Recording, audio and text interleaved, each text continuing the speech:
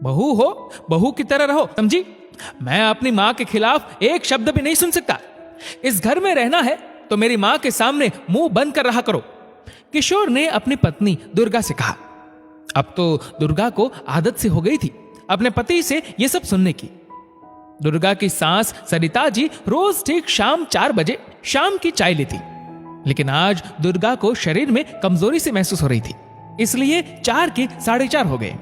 सरिता जी ने किशोर के ऑफिस से आते ही उसके सामने बात का बतंगड़ बना दिया। किशोर ने अपनी 2 साल की बेटी के सामने बुरी तरह फटकारा तो दुर्गा का दिल रोने लगा। दुर्गा को इस घर में अपनी सफाई में भी बोलने का कोई अधिकार नहीं था। उसे लगा क्या वह ये सब सहन करने इस घर में आई है। किशोर वैसे तो दुर्गा की हर सुविधा का ध्यान रखता, बस मां के खिलाफ एक शब्द भी नहीं सुनता था। मां ने कहा, भगवान ने कहा, एक ही बात थी उसके लिए, बस इसी बात का सास फायदा उठाती। किशोर मां के सम्मान के लिए दुर्गा का अपमान करने से भी नहीं चुकता था। दुर्गा बेमन से किचन का काम करते करते सोचने लगी। मां पापा दुर्गा मां की खूब पूजा आराधना करते थे, इसलिए उन्होंने उसका नाम दुर्गा रखा। उसकी मां भी एक गृहिणी थी, पूरा दिन गृहस्थी के कामों में व्यस्त रहती थी। पापा दादी सबका बहुत ध्यान रखती थी, बदले में उन्हें पूरा मान सम्मान स्नेह मिलता था। दादी भी बेटी सा स्नेह करती थी दुर्गा को। पापा भी पूरा मान सम्मान इज्जत देते थे। मां से ही घर की खुशियां थी। मां के दिए संस्कार लेकर दुर्गा ससुराल आई। जिस तरह उसकी मां घर संभालती थी, उसी तरह उसने भी ससुराल के हर काम को संभालने की कोशिश की, पर यहां ना सम्मान, प्यार, इज्जत कुछ नहीं मिलता। इतना काम करने के बाद भी सास और ननद कोई ना कोई कमी निकाल ही लेती। डाइनिंग टेबल पर लगा खाना भी सास और ननद अपने हाथ से नहीं लेती। जब दुर्गा खाने के सारे व्यंजन उनकी थाली में परोसती, तभी सास और ननद खाना खाने आती। घर में एक बेटी होने के बाद भी पराई बेटी का दर्द सासू मां समझती नहीं थी। पति पत्नी के बीच प्रेम ना हो जाए और सासू मां की अहमियत बेटी की नजर में कम ना हो जाए, इसलिए सासू मां छोटी छोटी बातों पर दुर्गा को इतना डांटती मानो उसने कोई पाप कर दिया हो। एक सुबह साफ सफाई के बाद दुर्गा ने सबके लिए चाय नाश्ते की व्यवस्था की। 2 साल की बेटी उठकर रोने लगी तो दुर्गा उसे वापस सुलाने कमरे में चली गई।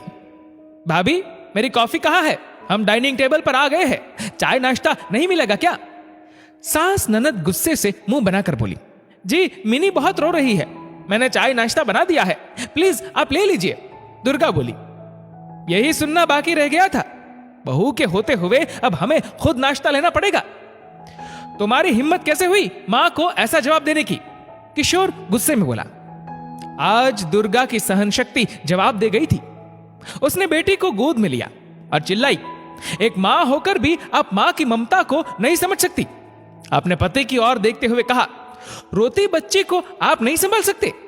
घर में सास है, ननद है, पर मेरे कामों में कोई हाथ नहीं बटाता। घर सबका है, पर मेहमानों की तरह रहते हैं। 22 साल की ननद अपने लिए कॉफी तक खुद नहीं बना सकती, अपने हाथ से खाना नहीं ले सकती। दुर्गा मां की तरह क्या मेरे 10 हाथ है? क्या मैं नहीं थकती? मेरे आने से पहले क्या काम नहीं होते थे? मेरे आने के तुरंत बाद आप सबके हाथ पैरों में कैसे जंग लग गया? संस्कारवश चुप रहती हूं तो आप लोग समझते हैं कि मैं बोल नहीं सकती। घर में अशांति नहीं फैले इसलिए चुप रहती हूं। इस बात का गलत फायदा मत उठाए। अब और नहीं, मेरी मदद के लिए घरेलू सहायिका लगा दीजिए या अपने छोटे मोटे काम आप लोग स्वयं करें। दुर्गा मां बनकर अपनी बेटी को गोद में लेकर अपने कमरे में चले आती है। सब देखते रह गए। किसी को ऐसे जवाब की उम्मीद नहीं थी। तुरंत तो नहीं, पर धीरे धीरे घर के वातावरण में परिवर्तन आने लगा। दोस्तों, इस वीडियो को लेकर आपकी क्या राय है नीचे कमेंट करके जरूर बताएगा। और अगर आपको वीडियो अच्छा लगा हो तो इस वीडियो को लाइक करेगा, शेयर करेगा ज्यादा से ज्यादा लोगों तक। और ऐसे ही और भी इंस्पिरेशनल वीडियोस के लिए सब्सक्राइब करें हमारे यूट्यूब चैनल को और फेसबुक पर फॉलो करें हमारे पेज को। धन्यवाद।